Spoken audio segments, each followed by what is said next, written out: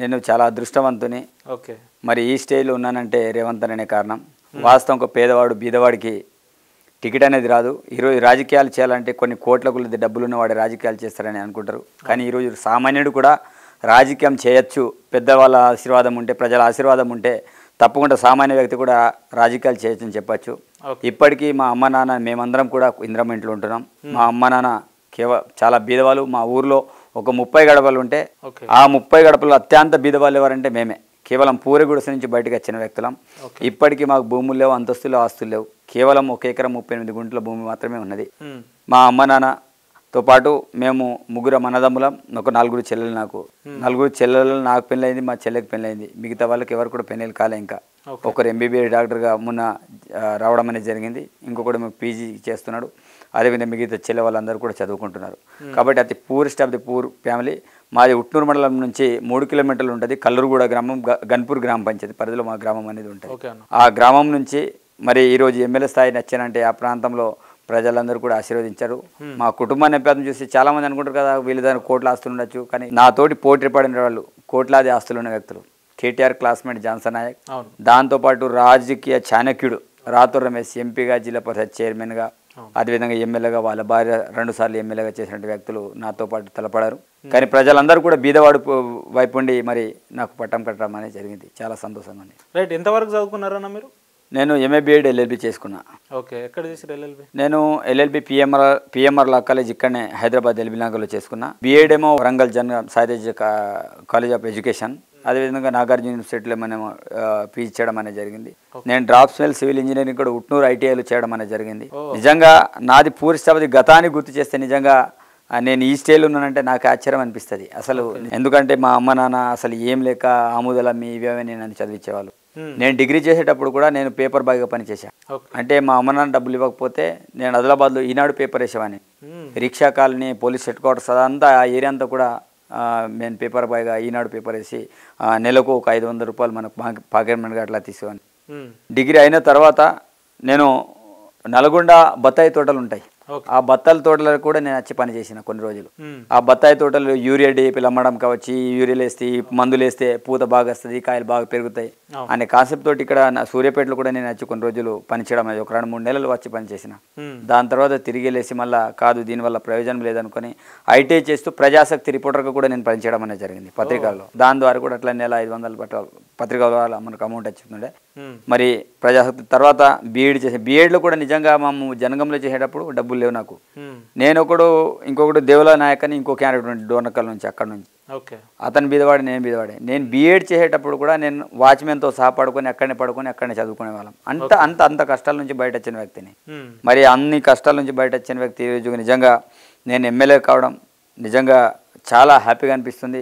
మరి విద్యాభ్యాసం ఎంత చేసినప్పుడు కూడా నిజంగా ముందు నుంచి కూడా కొంత రాజకీయ వైపు ఆలోచనలు ఉండే. అంటే లీడర్షిప్, అంటే చిన్నతనం నుంచి లీడర్షిప్ క్వాలిటీలు ఉండే. కాలేజీలో ఉన్నా నేనే లీడర్ ఉంటుండే, డిగ్రీలో నేనే లీడర్, పీజీలో, బీఎడ్లో, ప్రతి దాంట్లో కూడా అందరిలో కంటే మనం ఒక మాట్లాడడం ముందు వరుసలో ఉంటుండే. కాబట్టి రాజకీయాల వైపు కొంత ఆకర్షితులై మరి 2021లో ఇంద్రవెల్లి దళిత దండోర కంటే ముందు ఒక 4 రోజుల ముందు జాయిన్ కావడం అనేది జరిగింది. మన దగ్గరనే ఇంద్రవెల్లి దళిత దండలతోటి రేవంత్ అన్న కార్యక్రమం కూడా అక్కడనే జరిగింది. రేవంత్ అన్న నిజంగా ఆ రోజు నన్ను అతను హక్కున చేర్చుకొని ఈరోజు తెలంగాణ రాష్ట్రంలో అతను ఎవడు అంత చిన్న పిల్లవాడిని రేవంత్ అన్న అంత దగ్గరికి ఎందుకు తీసుకున్నాడు అనే విధంగా ఆ రోజు నుంచి విడవబోజు అనేవాడు ఈరోజు తెలంగాణ రాష్ట్ర వ్యాప్తంగా ఇది కావడం అనేది జరిగింది. ఆ రోజు నుంచి వరకు కూడా మొన్నటి ఎలక్షన్ వరకు కూడా ఈ రోజు కూడా ఒక్కరోజు కూడా రెస్ట్ లేకుండా ఆదిలాబాద్ పార్లమెంట్లో 7 నియోజకవర్గాలు ఉంటే అత్యధికంగా మెంబర్షిప్ చేసింది ఖానాపూర్ కాన్స్టిట్యున్సీ మాత్రమే. నాకంటే ఉద్దండులు చాలా పెద్ద వాళ్ళు ఉన్నారు, కానీ ఎక్కడ కూడా అంత పెద్ద ఎత్తున మెంబర్షిప్ చేయలే, ఆన్లైన్ మెంబర్షిప్.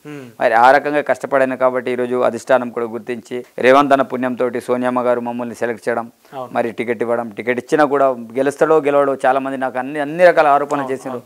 కాదు కదా ఇతను బీదవాడి, తన డబ్బులు చూడడం, ఎప్పుడైనా 2 కోట్లు ఇస్తే అమ్ముడుపోతాడని చెప్పిండ్రు.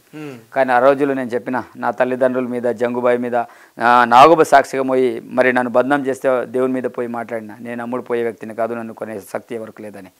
మరి అదే స్టాండ్ తోటి టికెట్ కూడా రావడం అనేది జరిగింది, గెలవడం అనేది కూడా. రైట్ అన్న, ఒక పేద బడుగు బలహీన వర్గాల కుటుంబం నుంచి వచ్చి ఎక్కడో ఒక గ్రామీణ ప్రాంతంలో పుట్టిన వెడమబోజు గారు ఎల్ఎల్బి చేసే స్థాయికి వచ్చినారు అని అంటే, ఒకటి మీ ప్రాంతంలో అయినా చైతన్యం ఉండాలి, లేదా మీ తల్లిదండ్రుల దగ్గరైనా అప్కమింగ్ డేస్ ఫ్యూచర్ గురించి ఆలోచించన్నా మిమ్మల్ని చదివించి ఉండాలి. దీనికి మీరు ఇప్పటివరకు ఇంతవరకు ఎల్ఎల్బి వరకు వచ్చినారు అంటే దీని వెనక ఎవరు మీకు ప్రేరణ అనేది ఏం లేదన్న. వాస్తవంగా మా అమ్మ నాన్నకి అసలు ఏం లేదు. అసలు వాళ్ళకి అసలు రాజకీయాల గురించి ఇప్పటికీ తెలియదు. వాళ్ళకి ఇప్పటికీ కూలినాలి పని చేసుకుంటూ ఉంటారు.